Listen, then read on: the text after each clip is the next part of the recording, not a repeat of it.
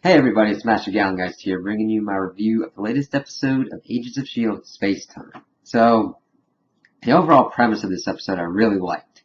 We were dealing with kind of a new power, the ability to see into the future. Now, granted, this wasn't kind of like Raina's. It was more jumbled and kind of passed from the person who had the powers to a person who doesn't have the power.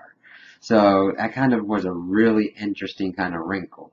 So in the beginning, we kind of get the idea of this new Inhuman, and he's kind of homeless. He's not doing anything. He's just trying to survive. This business owner's like, all right, here you go. Here's have some money. He's like, no, no, no, touch me. And then he touches him and gets a vision of the future, and it come to find out it's his own death.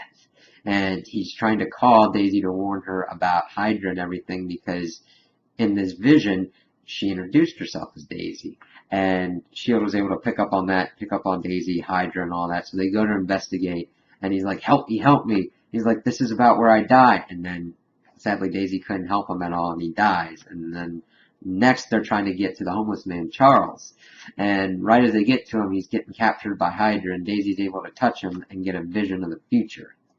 And it was really cool, because usually when you do visions of the future, you either want them to be kind of clear in what they're presenting, but yet have some twists and turns in it, or you want it to be really ambiguous and jumbled and kind of thrown together so that way people have to figure it out. And they kind of went with it jumbled together because Daisy was able to pick out certain things like Coulson aiming a gun and shooting at her, her fighting this group of people and being late to try and save Charles from something, and just really kind of effective.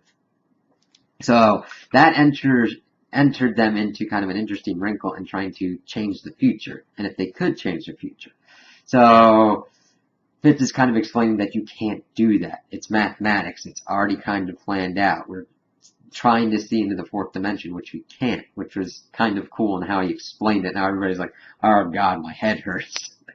So Coulson's like already in mode, alright, if this stuff's gonna happen, let's try and change all the variables we can. Daisy, you're gonna stay here. I'm not gonna carry a gun. Lincoln, you're gonna do other stuff to make sure you don't get blood on your face. And then May's like offering up, says, you know what, I could do the room faster. So it goes through this nice cool like training montage as Daisy's trying to get May to complete the combat scenario that she had found in her vision. And which was pretty much not because her husband, Andrew, turned himself in because he could feel that he was going to be changing for the last time and would probably be gone in a nice Jekyll and Hyde moment. So that took May right out, so Daisy had to go back in. And that was pretty cool because we got the closure for May and Andrew because they kind of dealt with their stuff and then he became Lash for the last time. Now it also brings into the fact that this is an interesting and opportune time for him to do that because Lincoln explains that Inhumans, their powers are created based on a need. Like this dude who has the visions of the future, there was a need for that to happen, so he had that power. So what I'm theorizing is that the Lash character, the Lash Inhuman, his drive to kill Inhumans to kind of like is twofold, kind of like population control, which is what they theorize. I think that based upon what the Grant Ward Hive entity is, he could be that kind of deterrent, that kind of nuke for him to be taken out.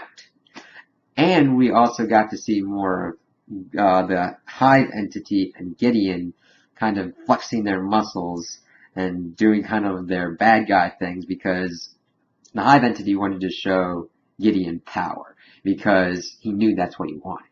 And they had this like talk and everything. He's looking all swanky in his new outfit and everything. He's like, all right, get your power. And he uses Coulson's hand and goes after that technology, so they end up there.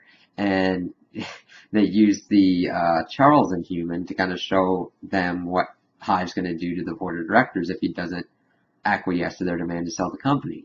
And he kills him. And then he gives Gideon this exosuit that allows Gideon to have super strength.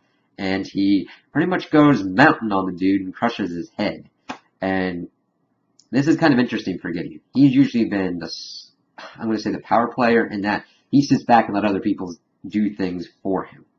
So it was interesting to see him get his hands dirty and kind of like relish in that. And that's when this all came to a head, in that Daisy and the team got there and were doing everything to try and get Charles back. And they ran into some snags. They now understand that Grant Ward Hive entity is on the planet, and that shit's gonna get real with that. And because the other Inhuman that's like the bodyguard for Gideon threw a freaking fire extinguisher at Lincoln and knocked his ass out. So he's like, oh shit. And Daisy fought Malik and pretty much was almost killed, but Charles came in the last second and saved her, and he pretty much got wounded to the point where he was killed, and Daisy like shot him off, and they had a nice talk, and she said that she was going to protect his daughter since he couldn't anymore. And they touched, and she had another vision that linked to the one that we saw in the beginning of that interesting spacecraft and seeing that shield and the cross. So Daisy now knows more about that, and it's good to link that back to see where that's going.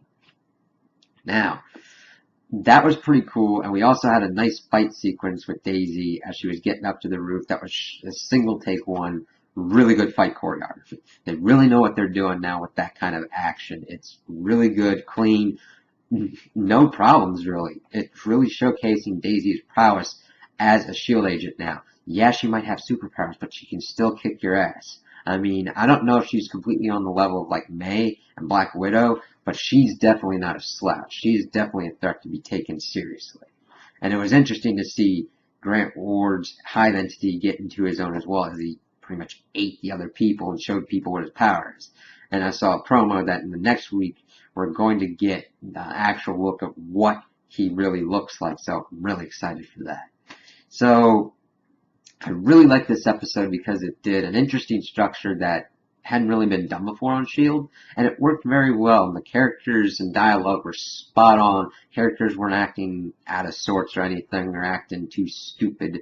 And we got some nice setup for kind of like where this is going, because the Hive entity is definitely going to be a big thing, and I think they're going to have to use Lash, rile him up, point him at him, take him out. So those are my thoughts on the episode. Tell me what you think. If you agree with me, if you disagree with me, if you liked it, if you didn't like it. Do that in the comments below, like and subscribe, and I hope you have a good day.